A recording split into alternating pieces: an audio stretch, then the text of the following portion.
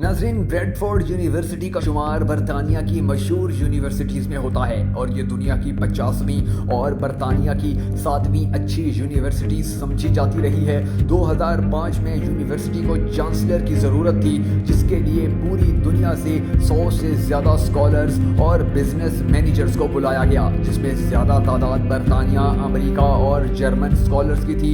इस लिस्ट में पाकिस्तान और भारत में से सिर्फ एक ही बंदे को बुलाया गया।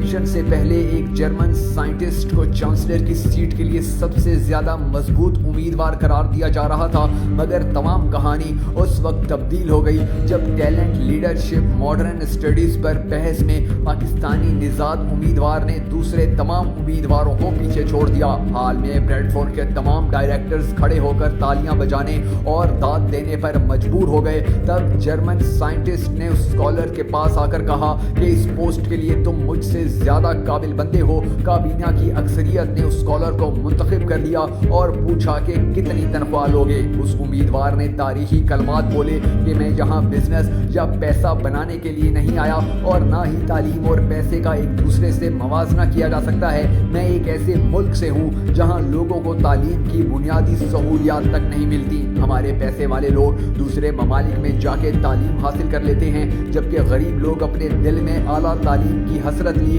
इस दुनिया से चले जाते हैं। यही वो खास वजह है जिसकी वजह से गरीब और अमीर का फर्क दिन ब दिन बढ़ता चला जा रहा है। मेरी जिंदगी की सबसे बड़ी ख्वाहिश है कि मेरे मुल्क के वो लोग जो दूसरे ममालिक में नहीं जा सकते, वो अपने मुल्क में ही रहकर अच्छी तालीम और ब्रैडफोर्ड जैसी अच्छी यूनिवर्सिटी की डिग्री हासिल कर सकें। इसलिए मैं ये ब्रैडफोर्ड फिर ही ज्वाइन कर सकता हूँ अगर आप मुझे मेरे मुल्क के लिए ये सहूलत दे दें। काबीना के तमाम अरकान इस बात से हैरान रह गए और अक्सरियत इस फैसले के खिलाफ हो गई। उन्होंने कहा कि ऐसा मुमकिन नहीं कि हम पाकिस्तान में अपनी डिग्री मुतारिफ करवाएं। तो जवाब में वही स्कॉलर कहने लगा कि फिर आप पाकिस्तान का बंदा इस यूनिवर्सिटी का चांसलर क्यों लगा रहे हैं। इसके इस सवाल पर बात रुक गई और वो स्कॉलर उठकर चल दिया। बाद में काबीना के एक अफसर ने अपने साथियों से कहा कि इस बंदे को ऐसे ना जाने दो, इसमें कुछ कर दिखाने की सलाहियत मौजूद है। जो बंदा अपने मुल्क का वफादार हो और कुछ करने का अज़म रखता हो,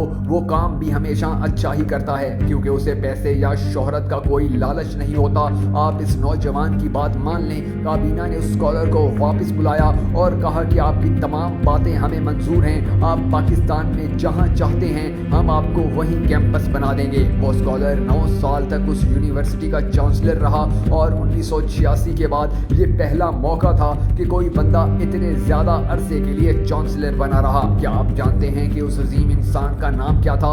उसका नाम इमरान खान है, जिसे पाकिस्तान में कुछ लंडे के दानिश्वर, मुनाफिक, तालिबान खान, यहूदी एजेंट और गद्दार सियासतदान कहकर पुकारते हैं। मगर मैं अपनी जिंदगी में ऐसा पहला मुनाफिक बंदा देख रहा हूँ जो पैसे का लालच नहीं रखता, और ऐसा पहला गद्दार देख रहा हूँ जो मुल्क के बाहर जाकर भी पैसे पर अपने मुल्क को तरजीह दे। खान साहब, आपको जन्मदिन मुबारक हो। अल्लाह आपकी उम्र दराज फरमाए और पाकिस्तान को एक अजीम मुल्क बनाए।